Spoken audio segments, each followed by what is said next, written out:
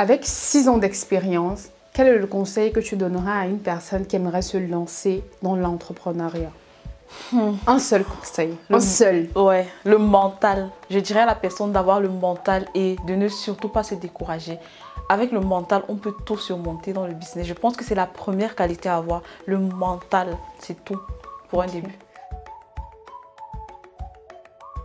Hello à tous, pour cette 4e émission de la chaîne, nous recevons Tatiana Mona Lisa, CEO de Mona Lisa Hair et youtubeuse.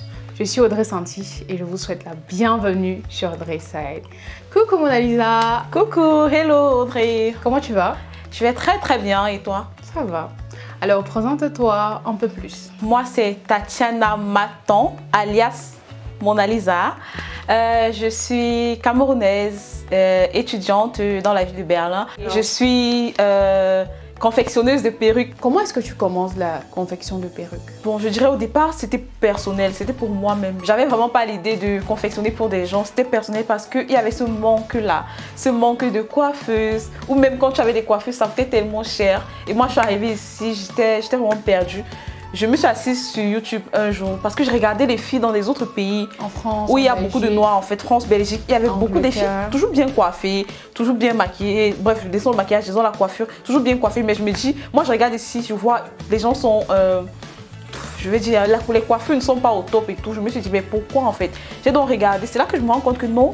Les filles de France, Belgique et tout, elles utilisent elles mettent des perruques en fait, ce ne sont pas des coiffures. Elles mettent des perruques et la plupart confectionnées par elles-mêmes. Des perruques, elles achètent le matériel en ligne. C'est là que je tape YouTube, je regarde comment confectionner une perruque, j'achète le matériel, je dis aussi, ok, je vais tester, voir si ça me plaît. Ça va me permettre d'être indépendante côté coiffure, j'aurais plus à attendre ou bien à payer cher et tout. C'est comme ça, j'ai fait pour moi. Et mon entourage a apprécié et tout, c'est comme ça que mes copines m'ont encouragée, on va dire, à me lancer dans ce business. C'est comme ça que tu t'es lancée. Je me suis lancée. Donc, il faut chercher l'info, chercher, quand on est intéressé, on cherche. Ouais, voilà. Toujours. C'est important. Et qu'est-ce que le fait d'avoir une activité parallèle a changé dans Je dirais que ça m'a appris vraiment à être plus organisée, dans le sens où je suis obligée d'être organisée pour pouvoir faire tout ce que j'ai à faire en parallèle. Avant, j'avais trop de temps libre, bref, j'étais pas organisée, mais maintenant, j'ai pas le choix, je suis obligée d'être organisée pour pouvoir faire ce que j'ai à faire. Donc, je dirais que c'est vraiment la chose que ça m'a apporté. Ça m'a appris à être organisée et focus sur ce que je vais faire. Ça, c'est super. Tu as vécu une situation bouleversante en 2019. DHL a perdu des perruques que tu as envoyées au Cameroun d'une valeur de plus de 2000 €. Comment as-tu vécu cette situation?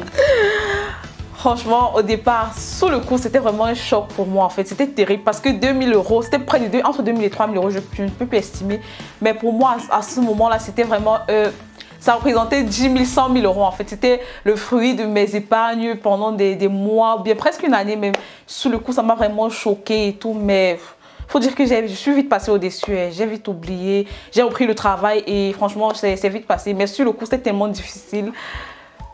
Mais bon, c'est passé, ouais. Tu es passée à autre chose et... Ouais, assez rapidement. Quand j'ai recommencé, 2-3 semaines, ça allait vraiment déjà. Quand j'ai recommencé à avoir des nouvelles commandes, c'est vraiment passé, oui, rapidement. Par rapport à ce que je m'imaginais, parce que je m'étais dit, il va me falloir peut-être même 10 ans, même 5 ans pour oublier ça. Mais franchement, c'est vite allé. C'est vite allé et en 2021, tu te lances sur TikTok. Ouais. C'était vraiment le déclic. TikTok a vraiment mis le business à un autre palier, à un autre niveau. Ouais. Ça donne, on dit que ça donne. Donc, je veux savoir, est-ce que tu confectionnes toujours les perruques à la main, comme au départ? Non, je ne les fais plus à la main. Je les fais à la machine parce que c'est plus rapide et aussi c'est plus professionnel dans le sens où à la machine, ça met vraiment long. Pour que le fil se détache à la machine, c'est très difficile. C'est difficile, ok. Et du coup, la confection d'une perruque avec la machine te prend combien de temps? Je dirais 2 heures de temps, mais sinon... Avant, je pouvais faire 4 heures de temps sur une perruque, 2 heures de temps à la main, 2 heures de temps la customisation. Mais maintenant, à la machine, au lieu de 2 heures de temps, je fais 30 minutes. Waouh, c'est super.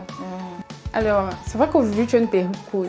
Mais tu préfères les longues perruques? Les courtes. Et pourquoi? J'adore les courtes. Je ne sais pas pourquoi, mais je trouve que ça a un côté chic, glamour, classe. Franchement, je préfère les courtes. J'aime aussi les longues, pas pour dire que j'aime pas les longues de temps en temps et tout. Mais je trouve les courtes, c'est plus naturel. C'est moins fake, on dirait, et c'est classe en fait, je trouve. Okay. Et tu préfères les perruques noires ou les perruques de couleur? Ça dépend des périodes. Actuellement, je suis plus le blanc et le blanc. Parfois le noir, mais le blond actuellement. Ça dépend des périodes en fait. Ok. Tu es plutôt TikTok ou Instagram? TikTok. Je trouve TikTok plus naturel. On est soi. Instagram, trop de bling bling. On veut montrer une vie qu'on n'a pas. Moi, franchement, j'aime trop TikTok. Je trouve. On est naturel. Je me lève le matin à 6 h. Je fais une vidéo, je balance. Je me lève à minuit, je fais une vidéo. Bref. C'est authentique. Instagram, il faut s'apprêter. Il faut s'arranger. Non, je préfère TikTok. Ah, super. Et voilà. Comme repas. Oh, tu préfères le taro ou le héros? Héros. C'est rapide, tu ne discutes pas. Héros. Ok. Tu aimes tout ce qui est élégant, ça on peut le remarquer au travers de tes photos. Merci Audrey. Et tu préfères les baskets ou les escarpins? Les baskets. Waouh. C'est plutôt contradictoire. Les baskets. Dans le quotidien, les escarpins, je peux dire de temps en temps, mais franchement les baskets dans le quotidien c'est la base. C'est confortable. C'est la base, c'est la base. Ok. Les robes ou les jeans? Les robes. Wow. Donc ton meilleur outfit sera robe, basket. Ouais, ça dépend des robes aussi. Hein. Ok. Aujourd'hui, tu as atteint une sphère mondiale. Tu exportes en Europe, en Amérique et au Cameroun.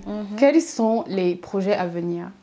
Bon, pour l'avenir, je projette vraiment pouvoir exporter en Afrique. Parce que j'ai une forte demande dans d'autres pays d'Afrique. Et dû au problème de livraison, je n'ai pas cette possibilité d'exporter vers l'Afrique.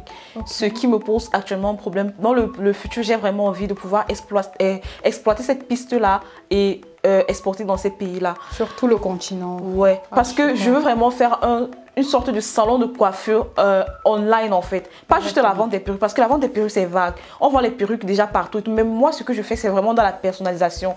Quelqu'un voit un truc, il veut reproduire la même chose en fonction de sa carnation, en fonction de sa tête, la taille de sa tête, en fonction de lui en fait. Et je reproduis ça. Donc c'est vraiment pas la vente mais c'est la confection. J'aime bien faire la différence entre ces deux thèmes. C'est pas la vente des perruques mais c'est la confection en fonction de ce que la personne veut et en fonction de sa personne.